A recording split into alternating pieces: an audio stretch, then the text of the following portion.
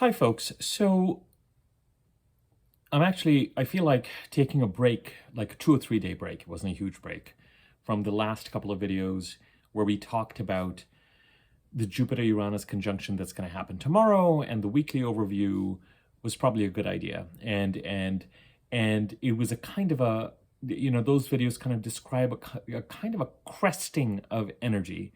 Um, Energies that have been in play for a while, energies that have been gathering momentum since February, but also energies related to coming into coming into the lunar eclipse on the 25th of March, and then into Mercury retrograde and then the solar eclipse and all that kind of stuff.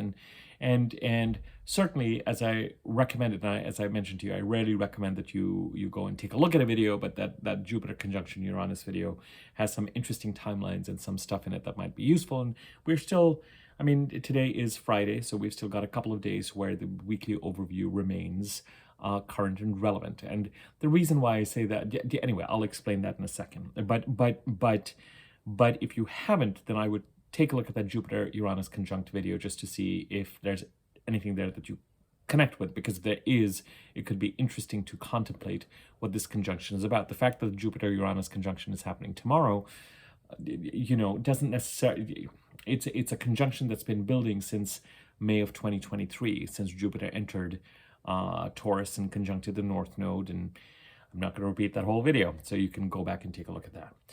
The reason why I'm glad we took a break is that there's a next set of videos, and I will likely be doing a video for the next few days, practically every day. And before I did that, I wanted to do this compass video generally, because the next few videos are going to start to become a little bit more forward-looking, and there's a real shift in energies as we get ready to come out of this eclipse Mercury retrograde time period that has been so potent for us all. Can you believe we're finally getting to that point?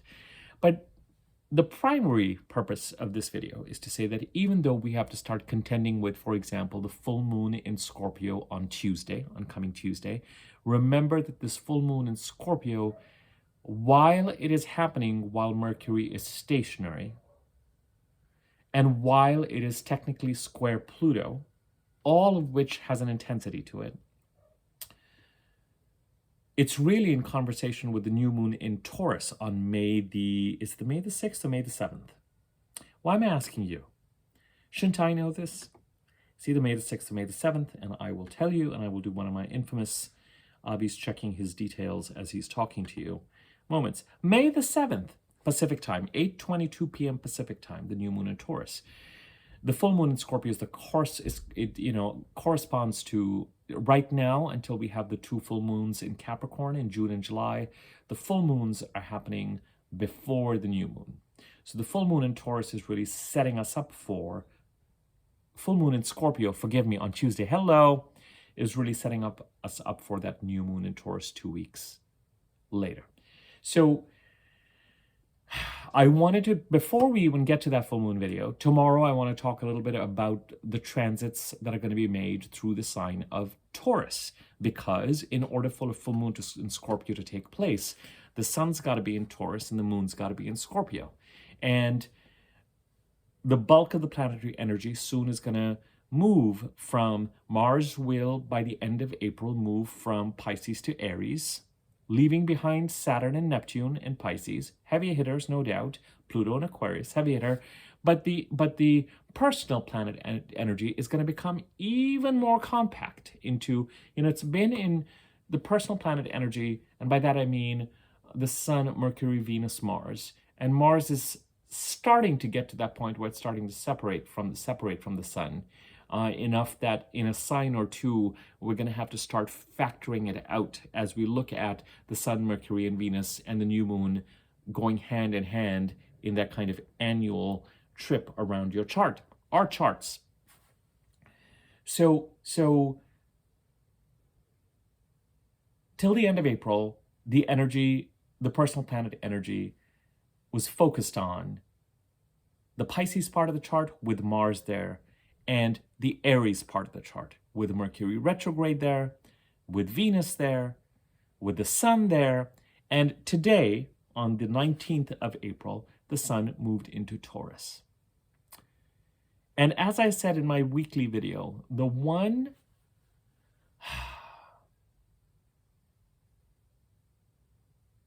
stressful aspect of the week, which we would have carried an awareness of, would have been that Sun square Pluto on Sunday. The Sun in Taurus squaring Pluto in Aquarius.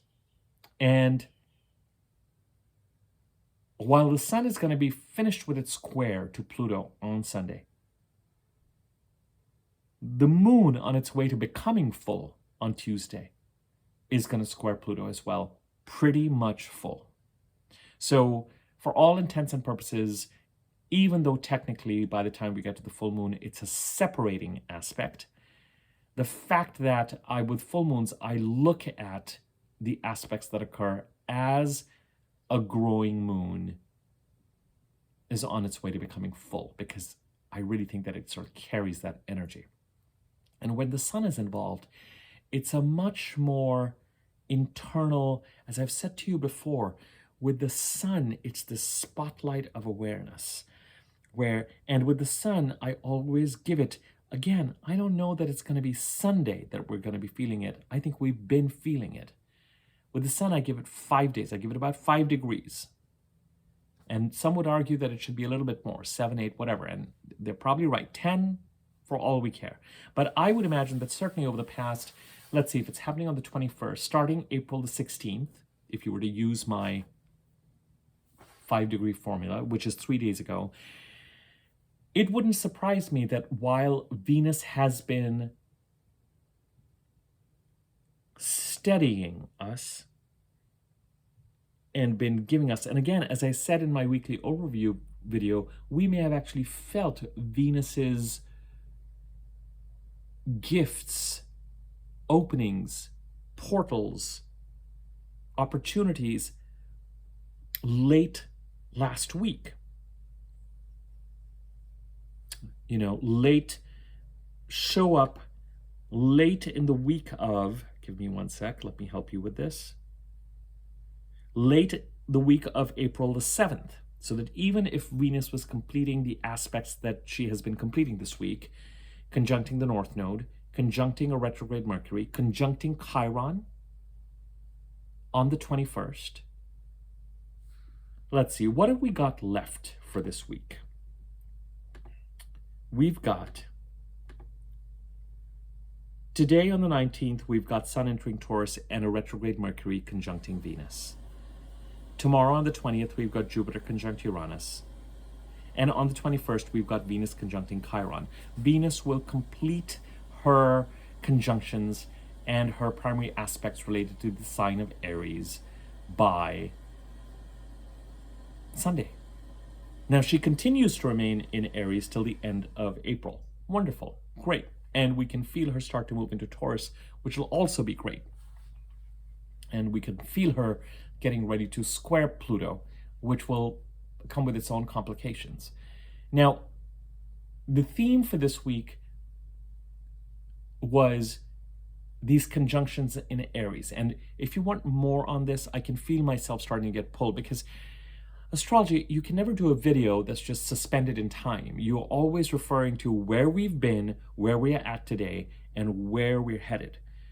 The where we've been and the Venus conjunctions, if you want to understand more about that, take a look at my weekly overview video, because I can feel myself start to repeat that video, because I feel compelled to start the narrative as to where it is that we've been. Suffice it to say that late the week of April the 7th and into this week, we've had Venus being in conversation with the solar eclipse in Aries. We're in the Aries new moon cycle till May the 8th, when we have the new moon in Taurus. May the 7th, till we have the new moon in Taurus.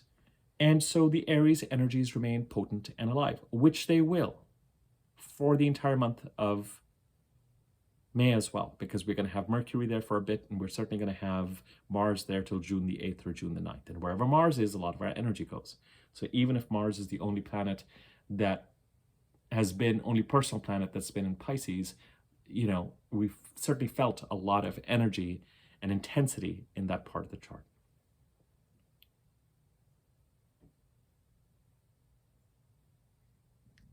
Let me bring my energy back to why it is that I wanted to do this video.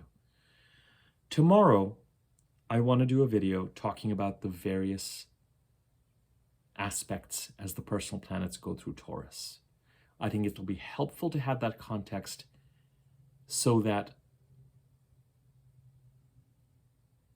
on Sunday, the next day, the 21st, I can do my full moon in Scorpio video. The full moon is square Pluto. That's what you need to know. But in order to set up that video, I think it'll be essential that I do an overview of the Taurus transits first. After I'm done with the full moon in Taurus video, I'm going to have to do on Monday our weekly overview video.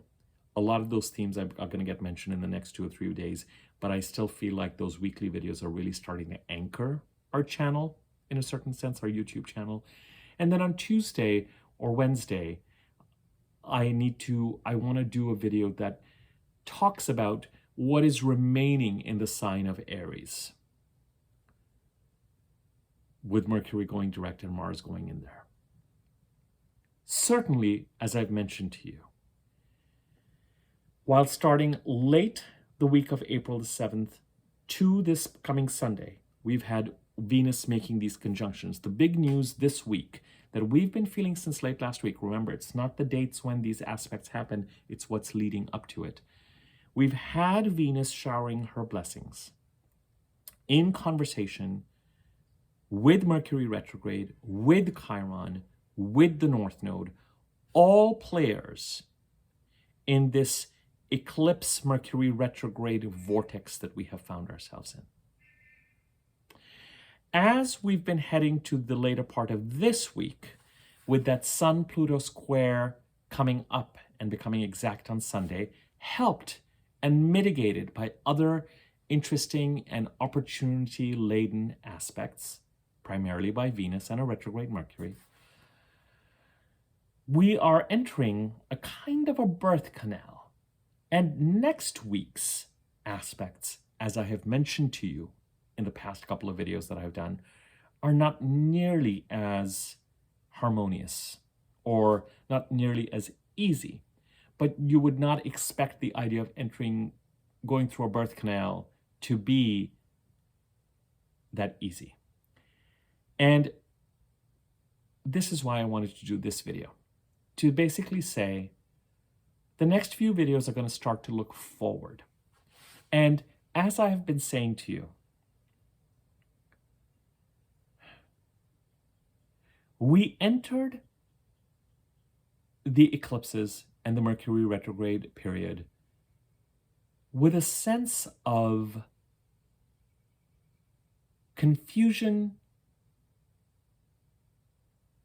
which essentially means a lack of commitment with regard to which direction that we are going in. The broader narrative is as follows, and you've heard me talk about this. Either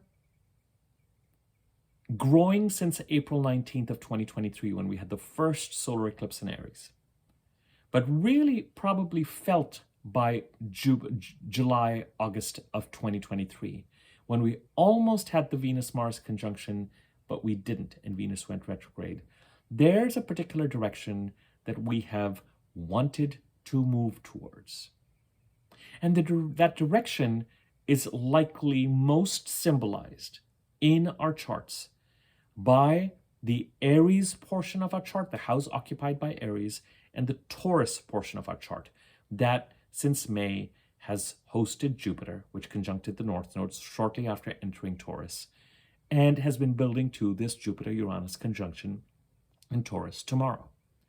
The most forward-looking, evolutionary, pulling us forward, asking us to lean into certain aspects of our life with a sense of growth and adventure and excitement and even risk, but growth, calling us. Planets, bodies have been in the Aries and the Taurus parts of our chart. The houses occupied by Aries and Taurus in our birth chart and what those stand for. With expansiveness, always, as I say, be clear about what your threshold is with regard to your own financial and emotional security so that you don't throw all caution to the wind and all reason to the wind and just go leap off a cliff. But for each of us, this is a personal decision. And you've got to strike the balance between moving towards growth and feeling safe and secure. Whatever that is for you, but make it a conscious decision and choice that you are making based on who you are. But the call and the pull, the ending of a 12, 13-year cycle and greater authenticity in the Taurus part of the chart, the need to lean into the Aries part of the chart and release something in the Libra part of our chart. I mean, this is the best I can do, folks, because I'm not looking at anyone's individual birth chart, so I can't interpret this more than that. But that's the best I can do, is encoded, is these activities occurring in the Aries and the Taurus part of our chart. And starting April 19th of last year, 2023, the idea of this carrot at the end is the stick, where we sense our growth, where we sense where it is that we want to go, has been growing. But since September, we have been stopped or thwarted from doing so. To some extent, because by the time we entered the middle of October, the eclipses of release in the Libra part of the chart. So the middle of October to March the 25th saw us focusing on the release aspect in the Libra part of our charts. That was necessary. We still, as I've mentioned to you, have an eclipse of release on October the 2nd of this year. So we've still got that to go on.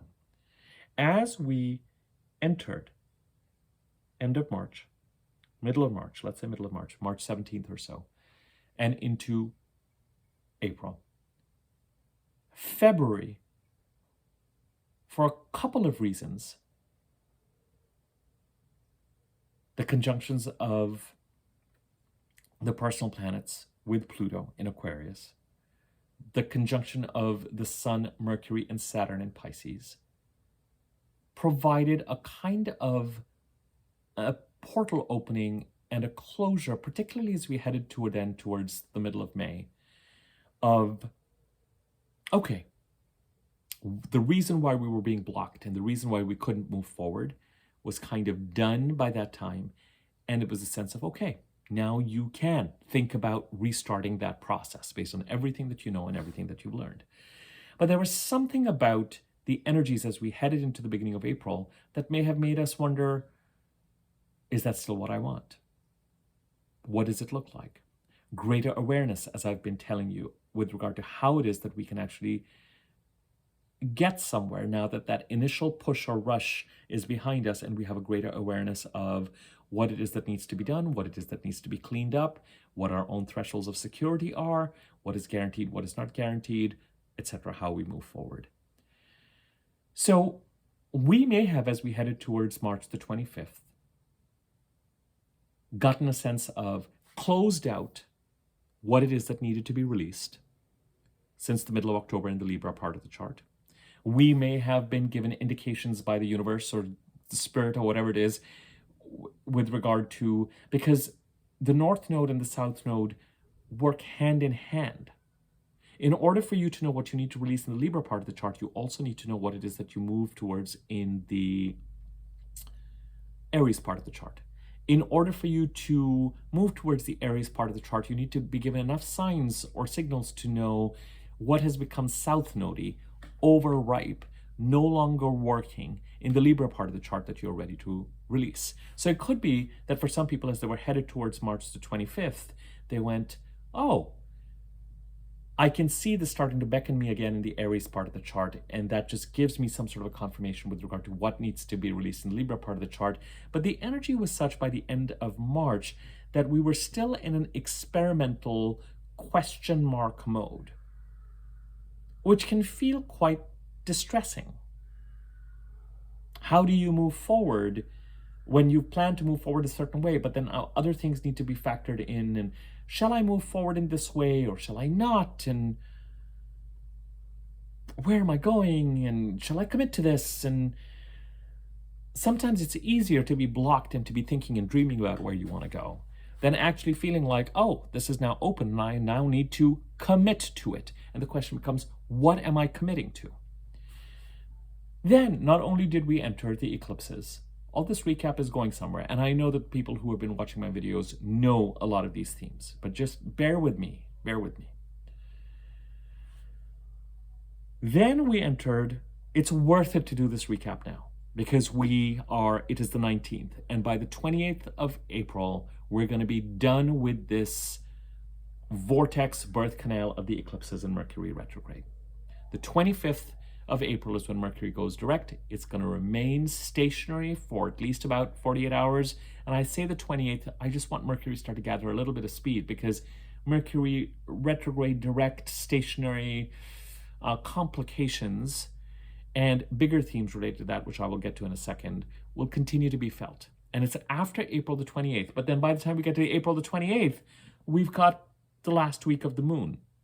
So it's really, as I've been saying, that May 7th Taurus new moon that, guess what, is conjunct Uranus. And for some people, the new moon in June, in Gemini, on June the 6th, the week before and after, particularly the week before and after June the 8th, 2 months after the solar eclipse in Aries. I have told you in my work, in my practice, 2 months after the solar eclipse, the week before, week after, carries a particular resonance with those themes.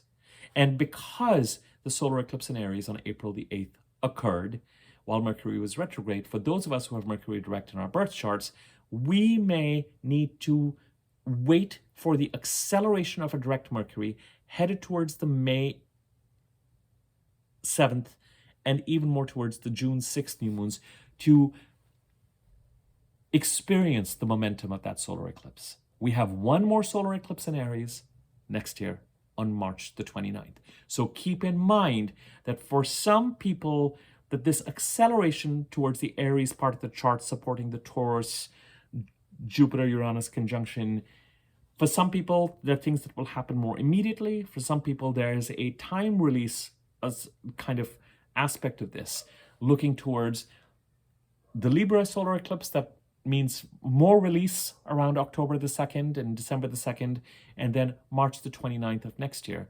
That's the final Aries eclipse, so March the 29th and then June 29th of next year, 2 months after that March 29th solar eclipse in Aries. Some people would argue, eclipses, this is true of what I've been talking about with these kinds of aspects. It's never a clean break. It's always a bit of a relay race. With the eclipses this year, in 2024, we have 4 eclipses. 3 of them are on the Aries-Libra axis. 1 of them is in Pisces in September of this year, which is where the eclipses are headed. The eclipses are moving for, the eclipses change signs, let's just say every couple of years. Every year and a half to 2.5 years, they change signs. But there's a period of time, typically a year or so, when newer eclipses start to come in and the older eclipses start to give way. This year, 3 out of the 4 eclipses are on the Aries-Libra axis. Next year, 3 of them, do I have that right? I think I do. 3 of them are on the Pisces-Virgo axis, and 1 of them on March the 29th is in Aries. Just as I've been describing the energies of this week, we've had the Venus-Mercury Chiron plus the Venus North Node conjunction at the beginning of this week, the week of the 14th of April. But at the same time, we've also had to contend with the fact that the sun is starting to move into Taurus. And as it moves into Taurus on Sunday, it's going to square Pluto. So you've got the Aries, Venus, Mercury, Chiron, healing, opportunity aspects occurring this week with the Venus-Chiron conjunction on Sunday, the 21st. Some of which we would have started to feel late in the week of the 7th. But as these Aries conjunctions are taking place, we've also got this kind of relay race to kind of pull us into these squares to Pluto that we can't ignore and have a transformative urgency, heaviness, necessity to them. And I'm going to talk more about these. The reason why the next video before the full moon has to talk about various aspects the personal planets will make as they enter Taurus is because we cannot ignore them. We have to now take this particular chapter, this next chapter in this novel of 2024, and we've got to factor it in to this narrative that's coming from somewhere and is headed somewhere else. I want to confirm for you that next year's eclipses, yep, 3 of them are on the Virgo-Pisces axis, and 1 of them on March 29th is in Aries. We needed the eclipses to close doors, open doors, provide doors, to give us a sense of what seemed to be the door, the direction that the universe wants us to consider or move in. What are the signs? What are the signals? For some people, these can be dramatic. They can have to do with mortality. People's situations being eclipsed in, eclipsed out. Your mortality, others' mortality. Can't be ignored with eclipses. It just sort of peaks, the veil thins. There could be other intimations of beginnings and endings. There could be some sort of an answer provided with regard to what the beginnings could look like, but perhaps an understanding that the endings don't have to be immediate and may take a certain amount of time. As we head past these eclipses in Mercury retrograde, May and June will make clearer what the speed of this transformation needs to look like, based on which doors open and which doors close. Continue to, and what starts to pull us forward and how quickly that occurs.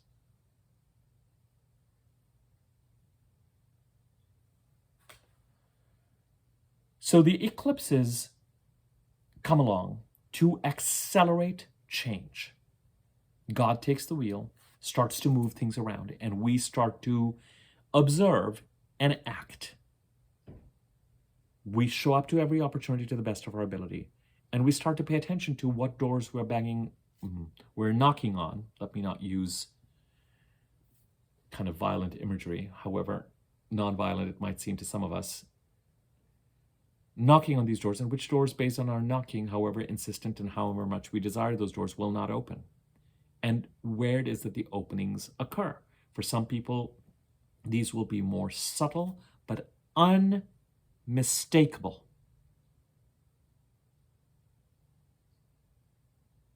And for others, they will be more eclipsy and urgent and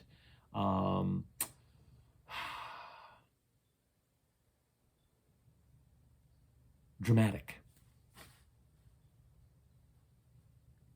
Things that you've been thinking about, things, oh, I think I can go in that direction. Then all of a sudden something comes up in an email, on a social media post, something that says, oh, this is opening up. Oh, whatever it is. It would not surprise me, even though as far as I'm concerned. Now, for me, we entered this time period with the eclipses on the 17th of March or thereabouts, and we end it on the 28th of April. And the biggest thing I want to convey to you is that as I've outlined the videos that I'm going to do, understand that we've still got, as I start to do videos that start to look forward, and I've already given you a sense of how it is that I'm looking forward to, and the fact that heading into May and June, and what the link of that is going to be to this period that we have gone through. I have gone through the narrative with regard to where it is that we may have wanted to head, where we may have been thwarted, where we may have come into May with a certain amount of confusion, looking for clarity and confirmation with regard to which direction we need to move in by the time we head towards the end of April. If you've heard me say this tons of times, some of you can know what I'm going to say before I say it. If you have Mercury retrograde in your birth chart, you might have felt clearer and more decisive between April the 1st and 25th while Mercury is retrograde. You may not feel like you need to wait till the end of April and into May. You may actually feel like you're really waiting on others to get with the program because you either have or you're ready to move forward in a certain direction. But for everybody, remember, We've still got 9 more days of this. And that is the sole purpose, half an hour in, is the sole purpose of this video, to say, remember that we are still in the middle of this vortex. The eclipse energies have, I suspect by now, have made their presence felt. They have provided the open doors and the closed doors. But remember, we're still in the month of Aries. I don't care if conventionally Taurus season started today, because we start Taurus season conventionally when the sun enters Taurus. We're in the month of Aries. The word month is derived from moon. The last new moon was in Aries. It was a solar eclipse on April 8th. And there were 3 timelines that it inaugurated. The normal 28-day month that takes us to May the 7th, when the next new moon occurs. The 2-month period of eclipse acceleration, heading towards June the 8th. And then the corresponding lunar eclipse in the second half of this year, which occurs in Pisces, but for some people, they may factor in that it's a 6-month period that takes us to the full moon in Aries. In the Pisces eclipse is on September the 17th. The full moon in Aries is on October the 17th. It is not an eclipse, but it is the full moon. For some people, a new moon in a sign and 6 months later, a corresponding full moon in that sign are in conversation with each other. There's, of course, a wider timeline that starts with April the 17th of 2023, when the new moon in Aries, first new moon solar eclipse, and takes us into the middle of 2025, June the 29th, the week before, week after, in my opinion, considering that we still have another solar eclipse in Aries on March the 29th of next year. Some people would extend to the end of the year. I'm going to say the middle of next year, because I think by that time, we're really going to be, eclipse-wise, very much in that Pisces-Virgo axis. So considering all that is occurring, we're still, yes, the planets are going to move into Taurus, and yes, we have to factor that energy in. We're already feeling that energy, and I'm going to talk about the Taurus stuff tomorrow, and we're going to talk about the full moon in Scorpio. We cannot dismiss it. We cannot dismiss any planet squaring Pluto. We certainly cannot dismiss the sun's, where I'm so glad that this year it's the sun first. And I'm so glad that after the sun, it's going to be Venus. And I'll explain why tomorrow. Because at least at the level of the sun and the full moon, it's in the realm of awareness. I'm so glad that the last of the personal planets to square Pluto is going to be Mars, because that is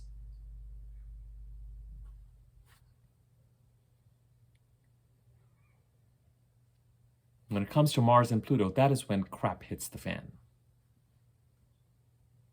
But prior to that, we'll have the sun, we'll have this full moon, then we'll have Venus, then we'll have Mercury. We'll have ample chances to continue to help and monitor and try to assist and listen to and support Pluto and the transformation that it is setting us up for, starting the beginning of 2025 for the next 18 years or 17 years from that point in time in the Aquarius parts of the chart. We'll talk about that tomorrow.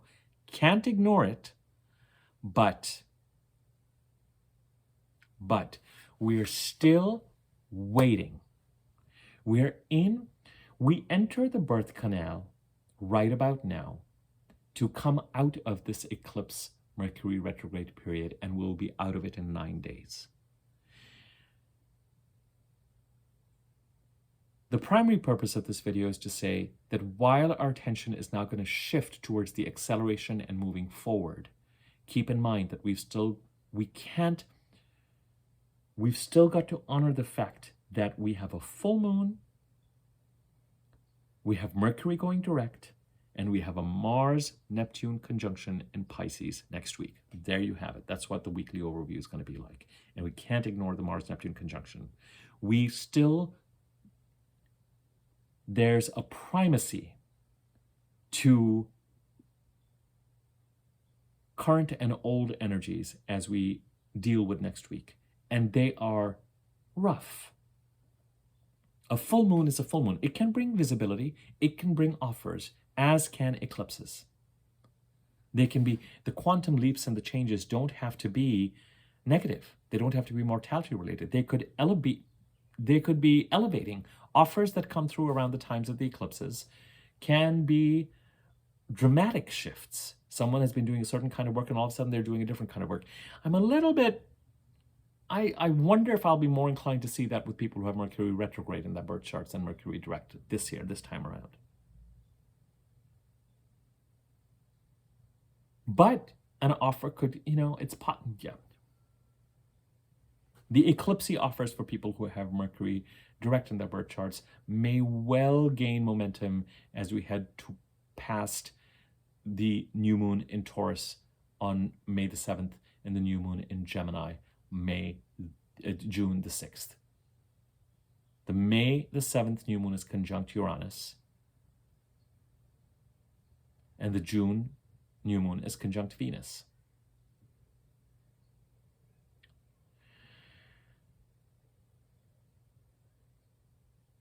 The eclipses move things around,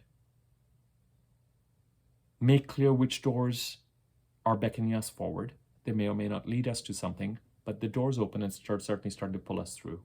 And as I've mentioned to you before, and this is really relevant and important as we head into next week, this is the point number 2 that you need to hear from me before we head into.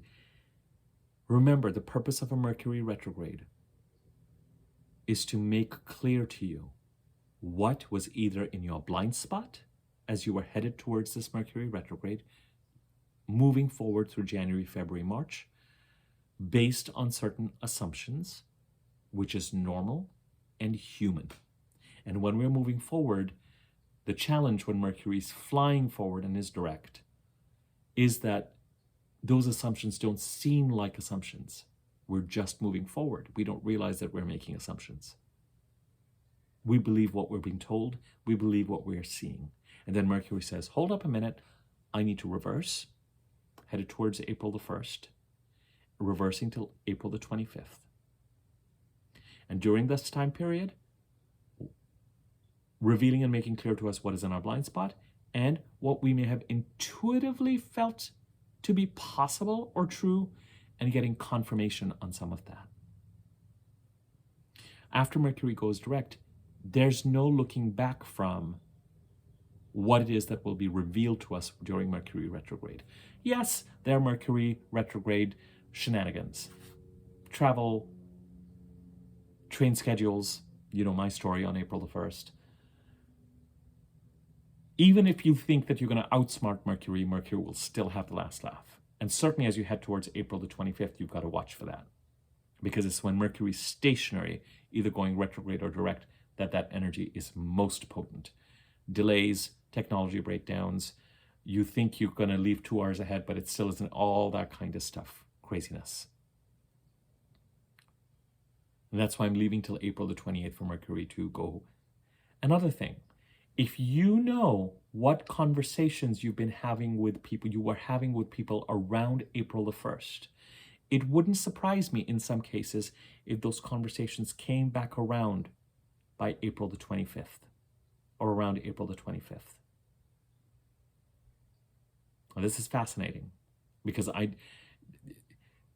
having certain conversations and downloads and, oh, isn't this interesting, and things being revealed, things being talked through, things occurring, and then April the 25th, here's, if that's the opening parentheses, here's a closing parentheses. Here's either confirmation, an ability, I really hope, with the conjunctions with Venus and Chiron, the one glimmer, the biggest glimmer of hope, it's not the one glimmer of hope I have for next week, the biggest glimmer of hope I have for next week is that Venus's energy this week will inform how we are closing out some of what we have been processing since April the 1st, while Mercury's been retrograde. And what I mean by that is, it may well be that as we head towards the 25th or the 28th, we're able to close certain things out with grace and diplomacy and in a relationship building way. It could be that if we're leaving certain buildings or leaving certain relationships, that we're somehow able to do it with a certain amount of grace. And it could very well be that the biggest gift that Venus has given us this week, the week before Mercury goes retrograde, is a certain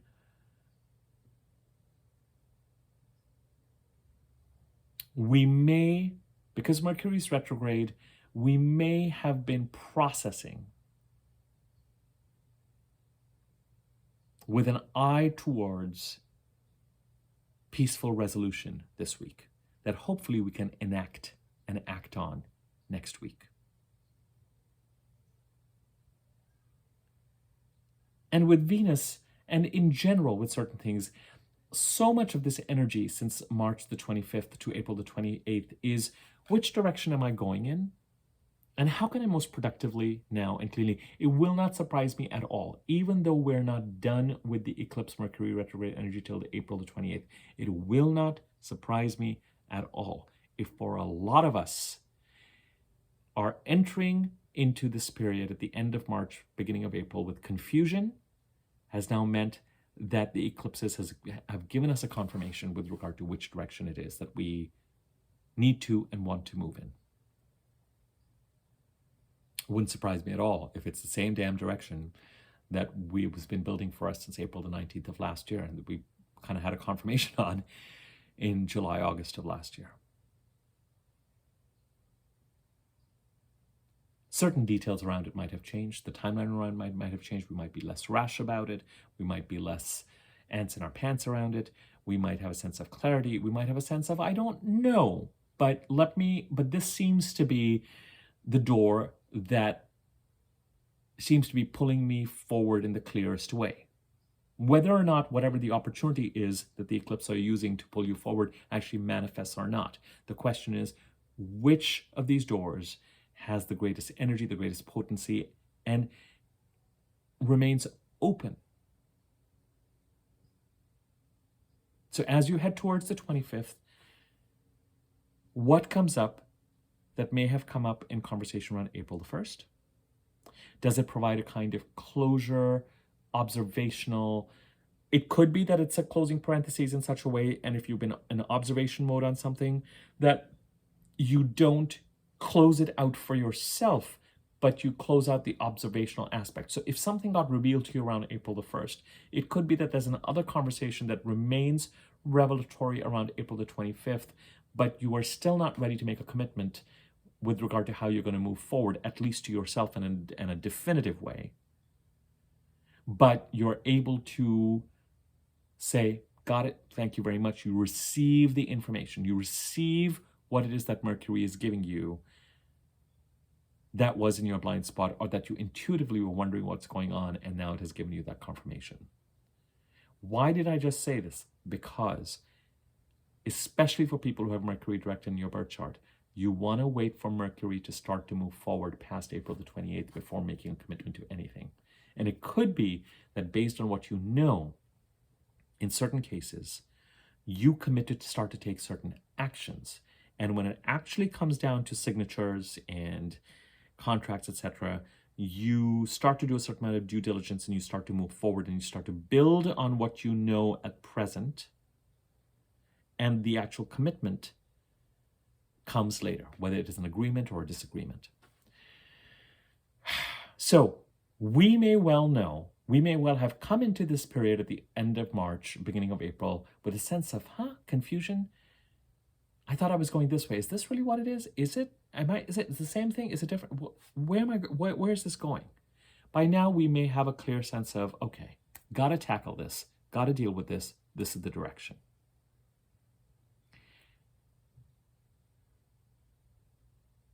Absolutely fine to have that and normal to have that. Just remember, point number 1 in this video.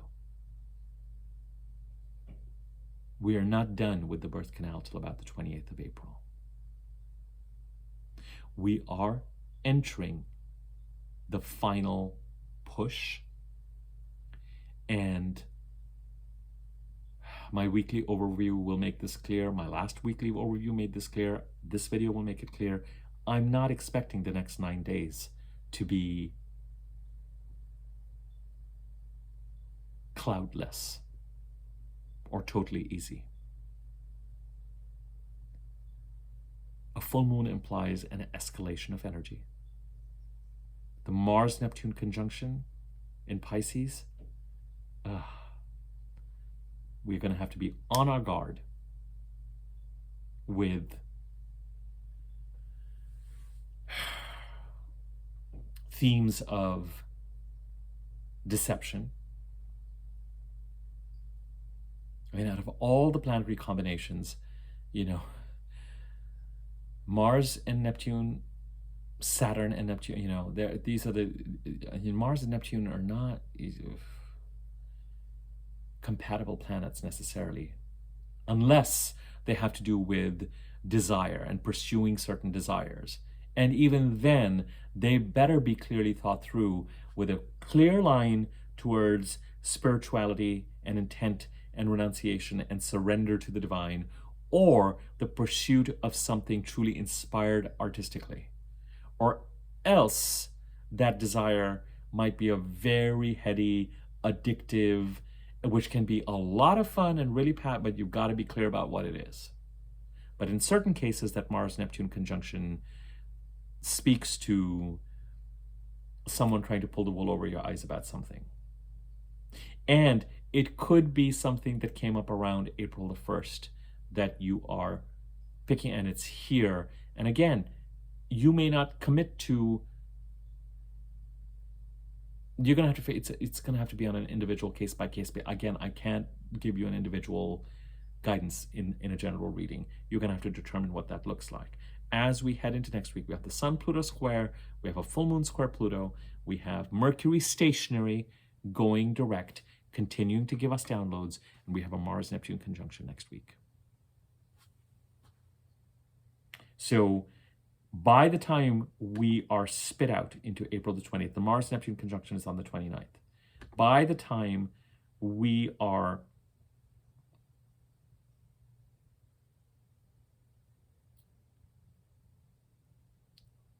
or the 30th. By the time we're here, you know, at the end of next week and through the birth canal,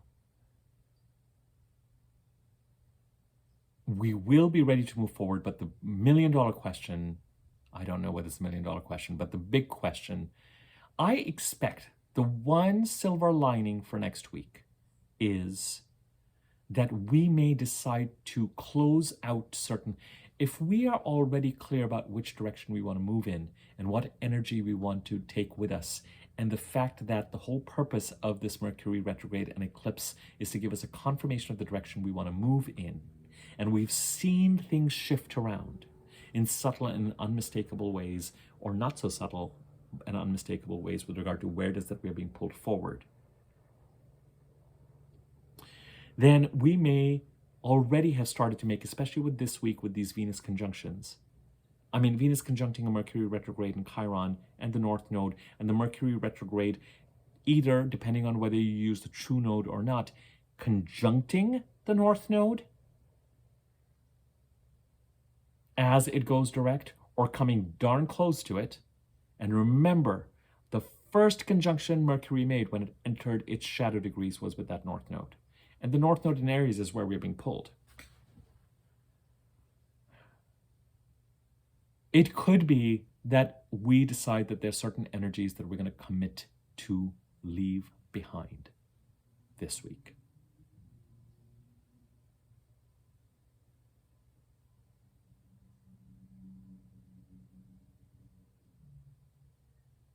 You may well have yeah. And some of these squares with Pluto may be talking to you, with Venus going over Aries and the squares, it may be talking to you about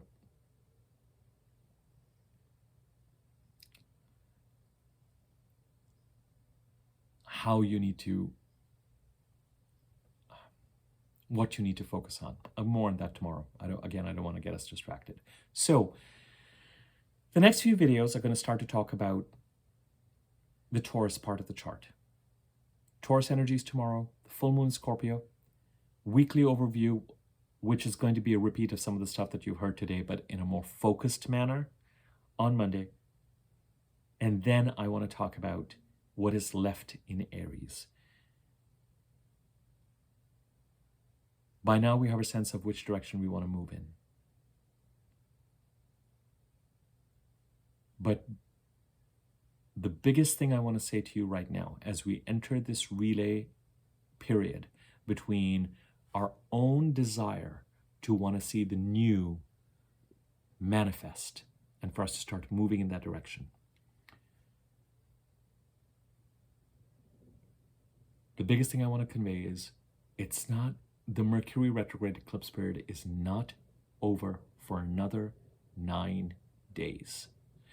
We will be doing ourselves a disservice if we don't wait for Mercury to finish showing us what is in our blind spot and give us further confirmation of what we may intuitively know, but we need a little bit more data on and revelation on till the end of this week.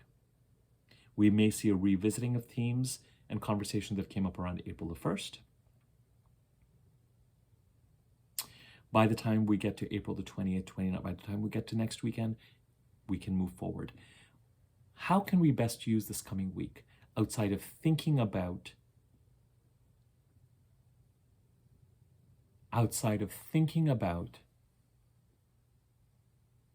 what all these transits mean to us? We can best use this week to continue and accelerate cleaning up and finishing up what we feel we need to in order to be ready, certainly by the end of April, but especially by the time we get to that new moon in Taurus. What needs to be ended? What are the I's that need to be dotted, T's that needs to be crossed? What needs to be cleaned up so that we are ready to be much more committed to forward movement by the end of April, May the 7th. Taurus new moon conjunct Uranus. Venus squares Pluto on May the 1st. We can contemplate the awareness, I'm going into tomorrow's video a little bit, that this sun and this full moon square Pluto will bring to us, so that by the time Venus is getting the time to communicate and to close out certain topics may well be between the 28th of April, may well be around the 28th of April as we head towards May the 1st. More on that tomorrow. But the thing that was making me nervous and why I wanted to do this compass video is so that you were aware that whatever birth canal we entered, March the 17th, we are in that final labor push, which is not going to be without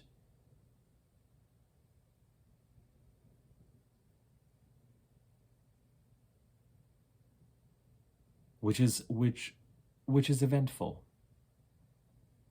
So even though you can feel the pull of May and June just there at the end of that tunnel, do not accelerate the next week. The videos I do will start to put you a little bit more in anticipation mode, but I really wanted to just say, really, 55 minutes later, I'm still on this. What I want to convey is we've got 9 more days of this eclipse Mercury retrograde. We entered with a sense of confusion. We have a clearer sense of which direction we're going to be moving in. The eclipses have done us that favor, but Mercury's still retrograde. If you have Mercury retrograde in your birth chart and you're decisive about certain things, fine. If you have Mercury by April the 25th, 28th, fine. If you have Mercury direct in your birth chart, you may still be kind of decisive about, you might still have that clarity that the eclipses have given with regard to which doors are open related to the Aries part of the chart. I am willing to put money on it and supporting the Jupiter-Uranus conjunction in Taurus, but there's still more to occur till April the 25th, 26th, 27th, 28th that you need to let roll out. Does not mean that you should not be in action. Remember, the week after the full moon is the most balanced and productive of energies. You don't have to sign on the dotted line if you don't have to honor the fact that Mercury is stationary. You don't have to commit to anything. You can be in observation mode. But I am willing to put money on it. There is plenty to do of the preparation variety, of the cleanup variety, of the sorting out variety, so that you can be ready to move forward after April the 28th. And there's going to be more on this tomorrow because I have to address this full moon and these Pluto squares. So the final labor push over the next 9 days, with the most significant event being Mercury being stationary on the 25th, 2 days after full moon. And remember, with the full moon now, we are at that period. It's on Tuesday, still a little early, but starting Saturday, Sunday, Monday, especially Sunday and Monday, expect the energies to become full moony and jangly. There could be visibility for some. Absolutely. There could be meltdowns, there could be tantrums, there could be intensity, there could be expression of things that are suppressed, all worth paying attention to. There could be escalations. And just keep an eye out for the things that come up. And this is where you're going to that came up around April the 1st. And let Mercury continue to give you the reality check that it is wanting to do, while Mercury reversed back here, coming back to where it wanted to come to kind of shake the hands of the North Node again by the 25th and then go direct. And Mercury does not come out of its shadow period, the shadow degrees, so we get to move forward and revisit and sort out, clean up, address where we have been since March the 18th. There's that date again, but especially April the 1st. Mercury leaves the shadow on May the 13th.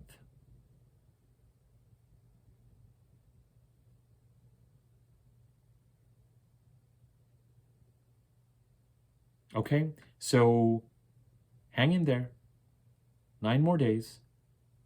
Build on Venusian opportunity, diplomacy, peace, harmony, themes, downloads, clarity, planning in terms of communication, healing, learning, bringing you back to yourself, who you were before you were wounded in the Aries part of your chart. Hold on to that. Factor in what the Sun square Pluto has been building an awareness on. More on that tomorrow. Don't be too hasty to move forward, especially if you have Mercury direct in your birth chart till about the 28th of April. And just be prepared to be in the same mode that you've been in, which is kind of cooperating with the universe, taking actions, but letting the universe guide you till April the 28th or so. And then we'll be ready to move forward. And the videos I do the next 3 or 4 days that will have more of a forward look and a forward pull, don't let the messages on those distract you from where we are going to be until April the 28th.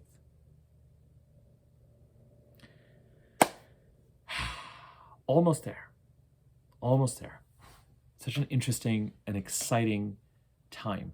And use the next 10 days to keep busy with the tasks that need to get done. That will allow you to be in a place in the next 10 days to 2 weeks, especially, certainly by the end of April, but especially after May the 6th, so that you can really be free to move forward. If you found this video useful, feel free to tell your friends about it, share it. I would be grateful. If you are interested in getting a personal reading of your birth chart with me, my contact information is in the description box below. You can email me there. I can give you information about rates and timing and all that kind of stuff.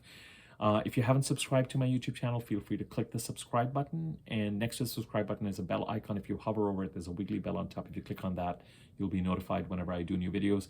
Comment, like, if you feel so inclined. I'm really grateful for some of the suggestions that you guys have been making with regard to, you know, not making the video public until I've completed processing it. Someone mentioned a thanks button. I think I have enabled that, all that kind of stuff, more on that. But thank you very much to everyone who's been commenting and liking the video. It gives more greater circulation on YouTube. But special thanks to the people who've been suggesting things to me with regard to monetization and looking to Patreon. And I think I'm really looking more in terms of what membership might mean, but it's kind of a time, it's not going to compromise on what it is that I'm providing on this channel for free. So that's not going to, or, you know, without an impact to subscribers in terms of, it's not going to compromise on that. All right. More videos to follow the next few days. So, but just, I wanted to drop this video, calling it a compass for a reason, so that it anchors us as we look ahead over the next 9 days. Take care.